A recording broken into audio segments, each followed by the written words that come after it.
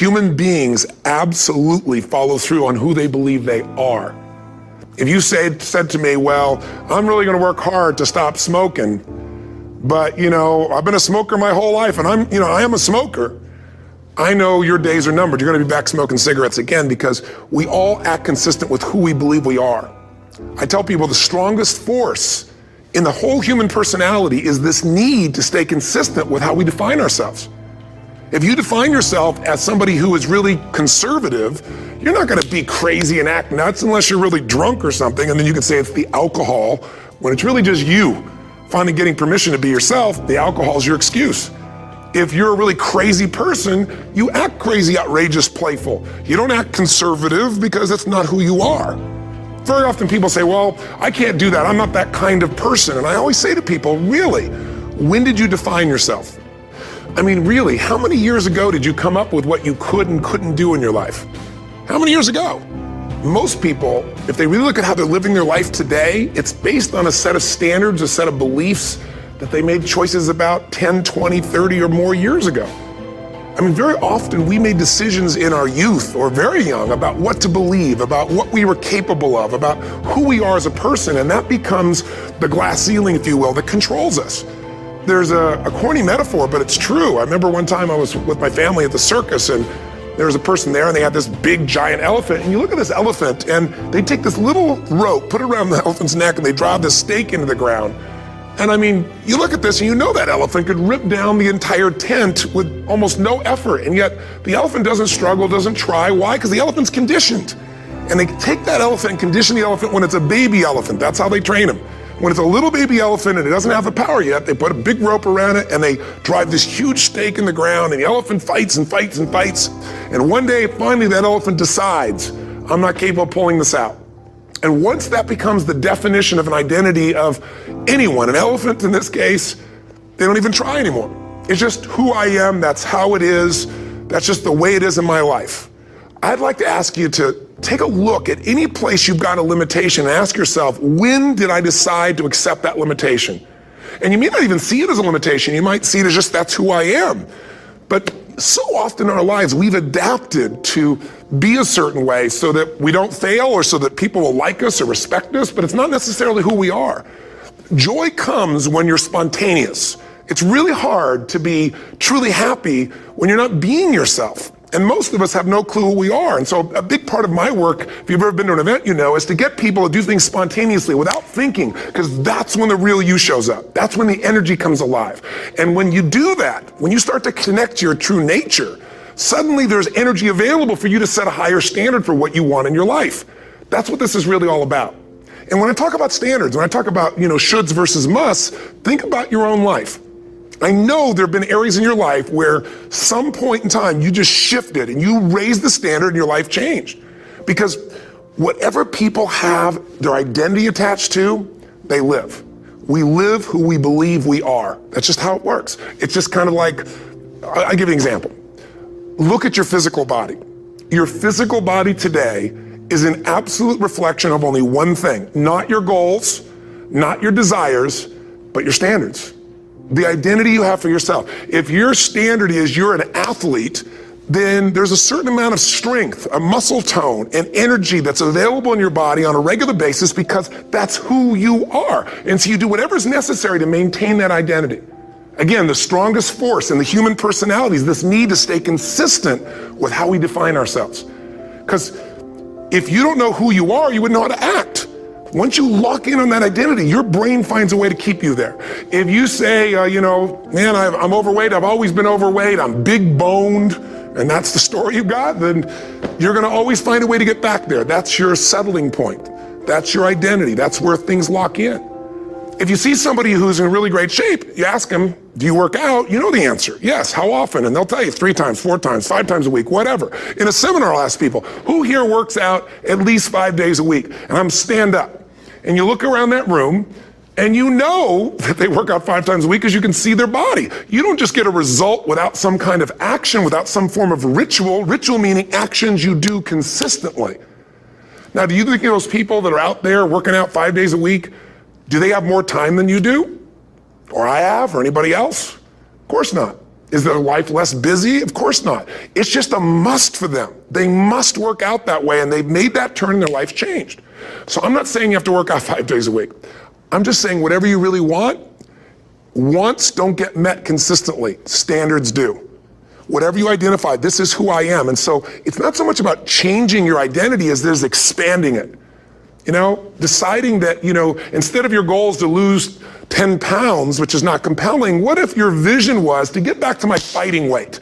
This year, this month, this next 90 days, I'm gonna transform my body. I'm gonna take on a new challenge. I'm gonna find some technique or strategy, there's a million of them, that can reframe myself where I want to feel younger, stronger, more vibrant than ever before. Here's my reasons. Because I want the energy to really make my life work. Because it's tough out there and I want to be stronger than I've ever been before. I want to go in front of the mirror and if I'm naked, not, want to laugh. I want to look there and take a good look and go, yeah, I'm proud of whatever I see there.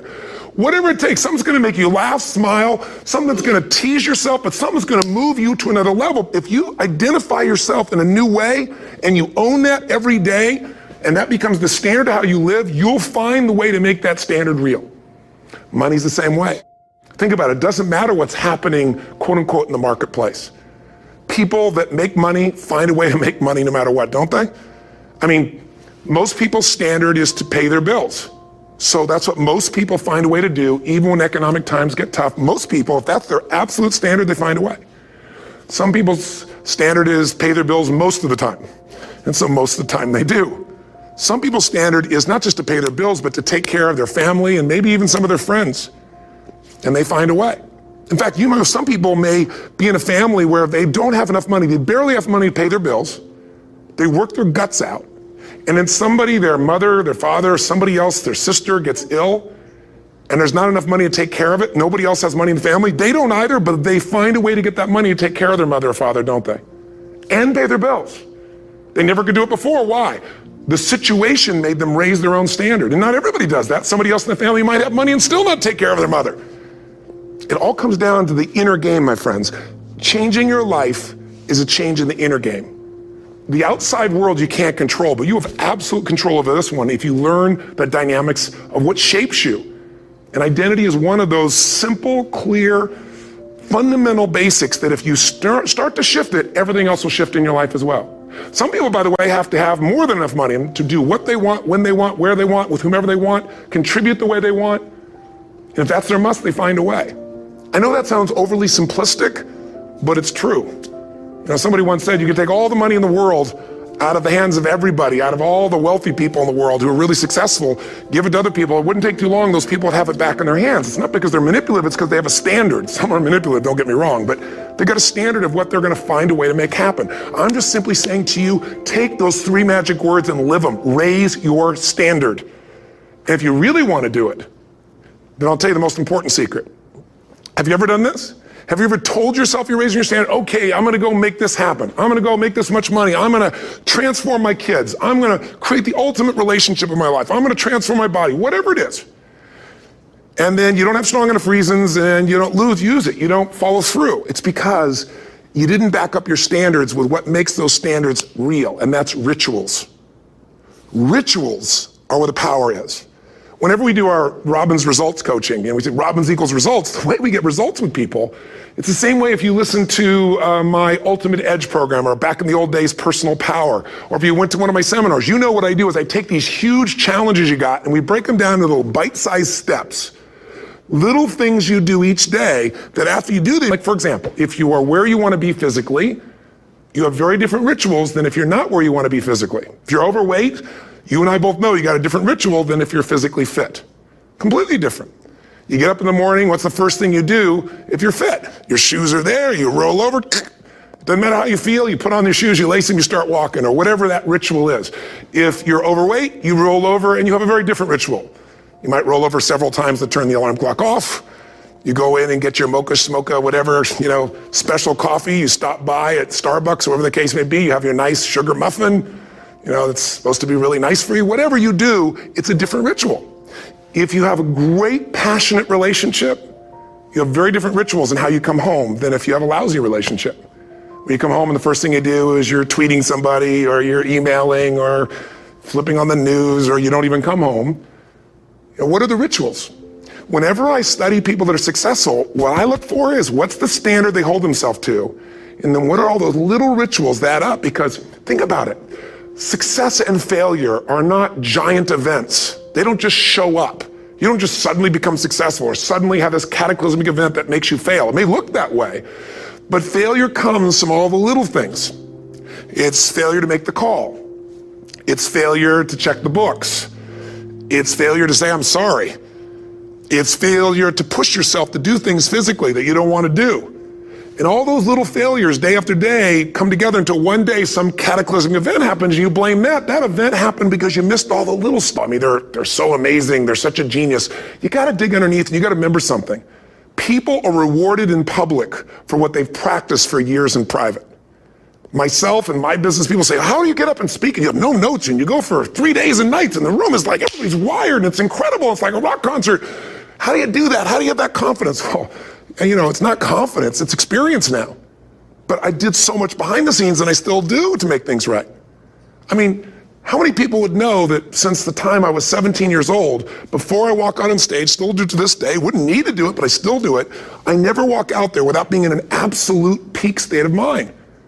There are days my back is hurting, my throat is hurting, or I may have had a challenge, or my father passed away, and I've still got to deliver for these people because my standard is give my all every time. Every event has to be better.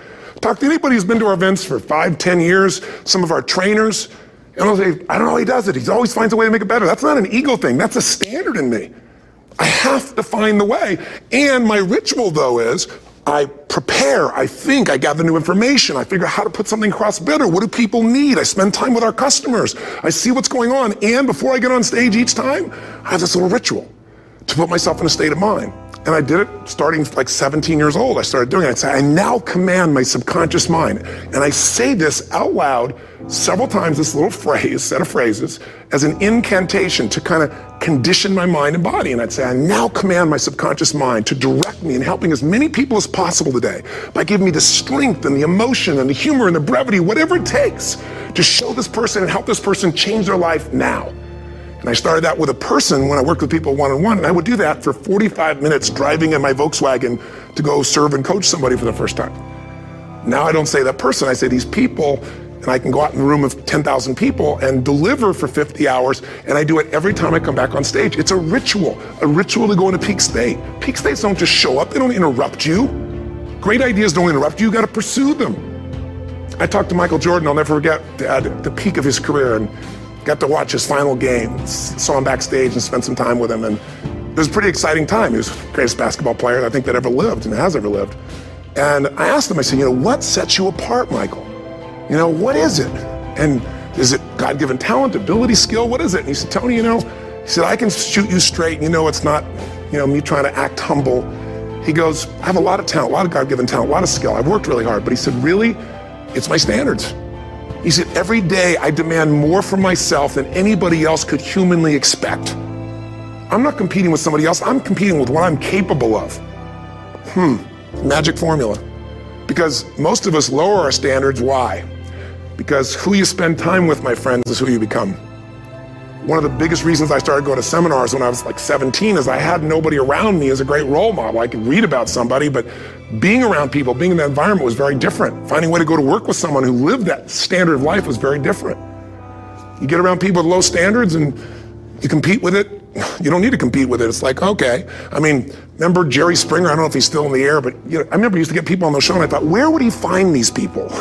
And why would people watch? I'll tell you why they watch. They watch these people and go, my life's still pretty darn good compared to that person. Look at them. You don't have to change your life. All you have to do is find somebody with a lower standard and you'll feel good about yourself. But if you feel that good feeling, it's an illusion. The only thing that's going to make you happy, my friend, and this year or any other, is to step up. It's to raise the standard. It's to discover what you're capable of and feel that incredible power of pushing through whatever's holding you back and get to the other side of more of your true self. That's what this game's all about. And look at the best of the world in anything. Tiger Woods, what's his vision? To win golf tournaments? No, to be the best that ever lived.